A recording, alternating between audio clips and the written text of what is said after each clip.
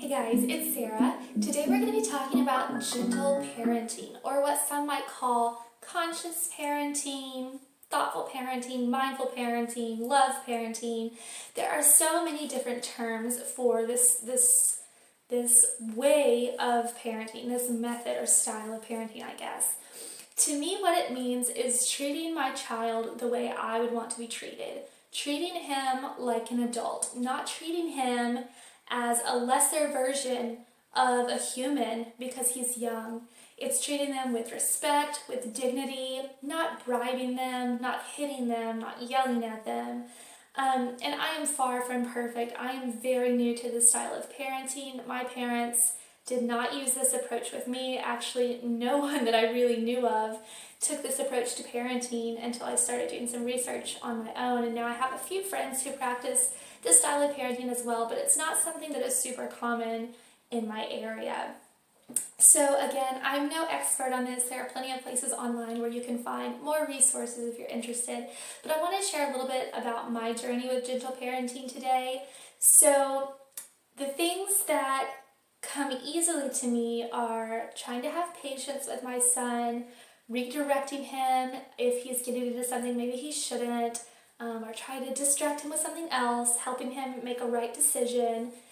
But there is one thing that's really hard for me as a gentle parent, and that's whenever I'm feeling stressed or overwhelmed by a situation and then my son is very needy or clingy or whiny all of the time, even though I know in my mind he has a reason for being that way. He has a need that needs to be met. There's something I'm not seeing or I'm missing. That's a trigger for me that's really hard to deal with in a peaceful and calm way. So if you have any tips for that, I would love to hear what you have to say. Leave me a comment and let me know what advice you have there. But I wanted to share a story of what happened today and how I tried to handle it peacefully in the best way that I knew how.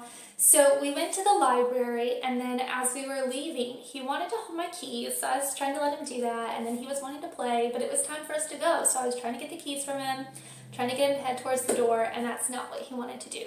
So like any almost 2-year-old would do, he threw himself on the floor multiple times. I would try to pick him up and he was just like, all lifeless and whatever to where you can't even pick him up and carry them. And he did this several times, and honestly it was a little bit embarrassing because you're like, yep, that's me and that's my kid on the floor right there. Okay.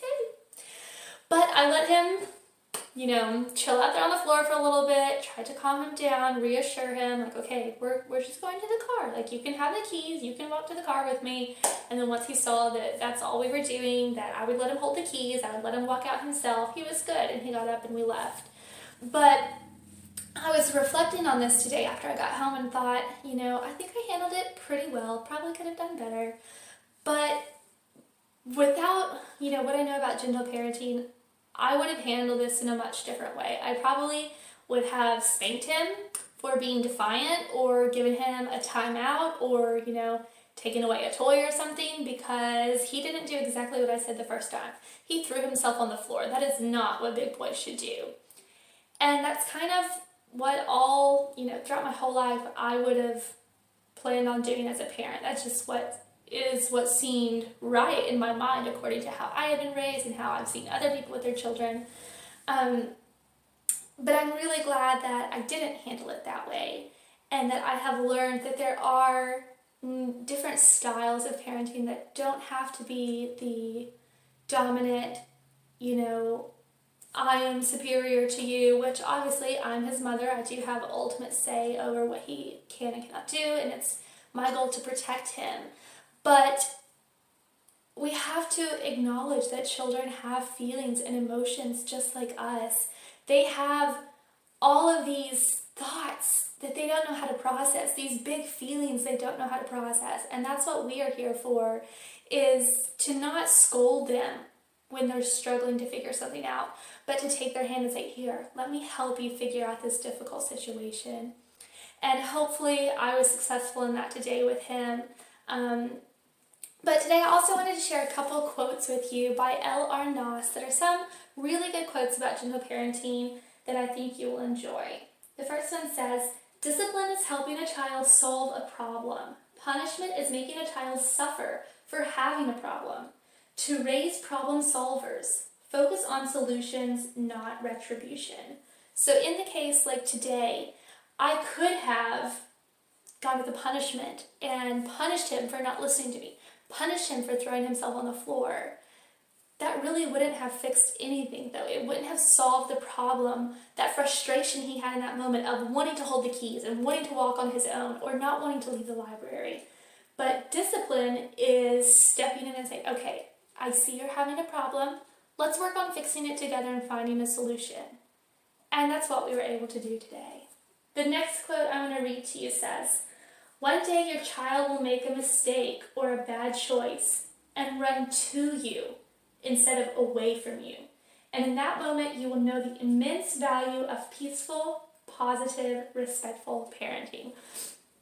I just think that's a beautiful quote and something that gives me reassurance that one day, whenever he does something wrong that he wasn't supposed to do, he's not going to be so scared of what mommy or daddy will do to him that he can't come tell us, that he tries to keep it a secret.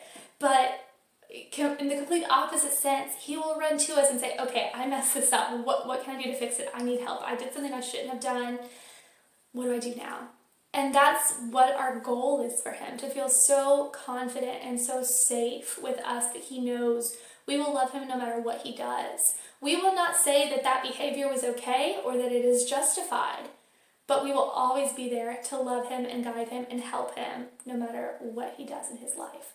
So hopefully this was a little inspiring, gentle parenting video for you guys today. I hope you enjoyed it. If you have any other favorite gentle parenters out there that you could recommend to me, I would love to hear who some of your favorites are. So thank you guys for watching. I'll see you next time. Bye.